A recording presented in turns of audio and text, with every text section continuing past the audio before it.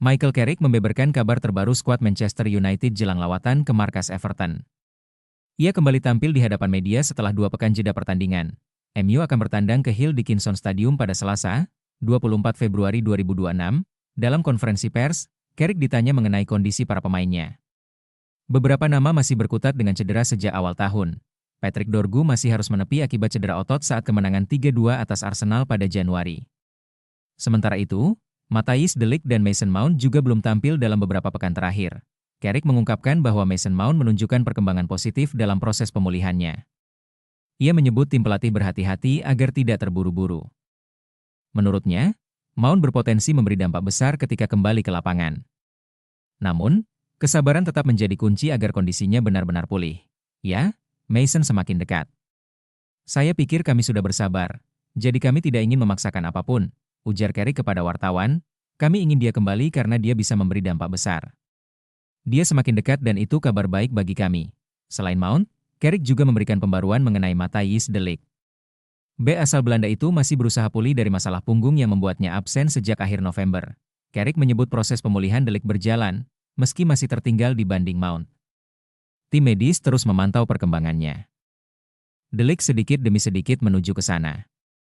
Dia sedikit tertinggal dari Mason, jadi kami hanya mencoba bekerja bersamanya untuk meningkatkan progresnya.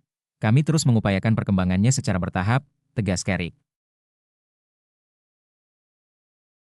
Manajer Mikel Arteta dan gelandang Declan Rice membantah klaim bahwa Arsenal menembak kaki mereka sendiri setelah hasil imbang 2-2 yang mengecewakan melawan Wolves pada 19 Februari. Meskipun masih memimpin klasemen Premier League, tim London itu mempersulit diri sendiri dengan melewatkan kesempatan untuk memperlebar jarak dengan Man City. Jaraknya kini hanya 5 poin dan Arsenal telah memainkan 1 pertandingan lebih banyak.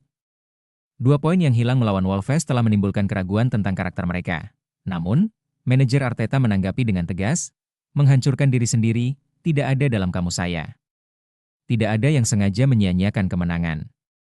Kita harus menerimanya dan melanjutkan. Ia menekankan bahwa ia bertanggung jawab ketika tim tampil buruk, sambil menegaskan bahwa tuntutan yang diberikan kepada para pemain selalu berada pada level tertinggi. Gelandang Declan Rice mengungkapkan bahwa seluruh tim telah melakukan diskusi terbuka setelah hasil imbang melawan Wolves. Gelar juara tidak datang secara otomatis. Kami harus memenangkannya dan pantas mendapatkannya. Seluruh tim tidak menghindari masalah ini dan kami semua siap untuk melanjutkan, tegas Rice. Pada malam hari tanggal 22 Februari, Arsenal akan bertandang ke Stadion Tottenham. 3 poin sangat penting jika The Gunners tidak ingin melanjutkan penurunan performa mereka dalam perebutan gelar juara. Perlu dicatat, Arsenal belum pernah kalah dari Spurs sejak tahun 2022.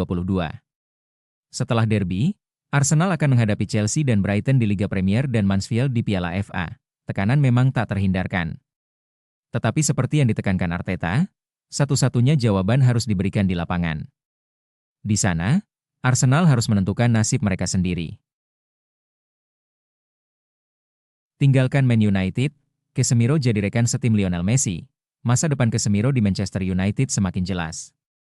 Gelandang asal Brasil itu dipastikan akan meninggalkan Old Trafford saat kontraknya berakhir pada akhir musim ini, setelah manajemen klub memilih tidak mengaktifkan opsi perpanjangan 1 tahun dalam kontraknya yang diteken pada 2022. Di usia yang akan menginjak 34 tahun pekan depan, Casemiro masih menjadi komoditas panas di bursa transfer. Sejumlah klub dari Amerika Serikat, Eropa, hingga Timur Tengah disebut siap bersaing untuk mendapatkan tanda tangannya. Salah satu peminat serius datang dari Inter Miami CF. Klub milik David Beckham itu menjadikan Casemiro sebagai target utama untuk memperkuat lini tengah. Menyusul pensiunnya Sergio Busquets tahun lalu, Casemiro bahkan kedapatan menghabiskan waktu liburan musim dingin singkat di Miami bersama sang istri, Anna. Informasi yang beredar menyebut kunjungan tersebut bukan sekadar berlibur, melainkan juga untuk menjajaki kemungkinan menetap di Florida setelah Piala Dunia musim panas mendatang. Jika transfer ini terwujud, Casemiro akan berbagi ruang ganti dengan mantan rivalnya di El Clasico, Lionel Messi. Kombinasi keduanya tentu akan menjadi daya tarik besar bagi Major League Soccer, MLS. Selain MLS, opsi kembali ke Brasil juga terbuka lebar.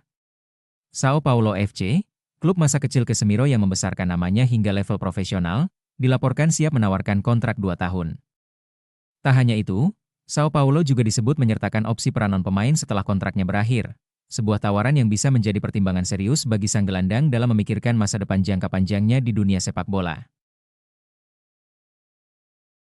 Barcelona versus Levante akan menjadi laga penting bagi Blaugrana dalam upaya menjaga peluang juara La Liga musim ini.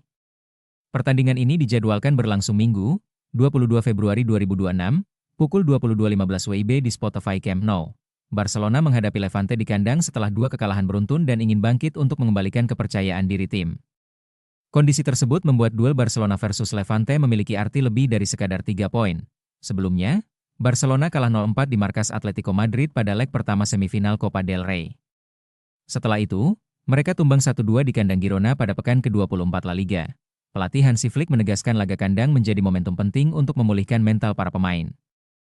Kami bermain di kandang dan kami harus menang karena kami ingin kepercayaan diri kami kembali. Ia juga menekankan tim harus kembali pada filosofi permainan Barcelona yang selama ini menjadi identitas utama. Kami harus bermain berdasarkan filosofi kami, mentalitas, posisi yang baik di lapangan, dan rasa lapar. Saya ingin melihat rasa lapar itu di lapangan.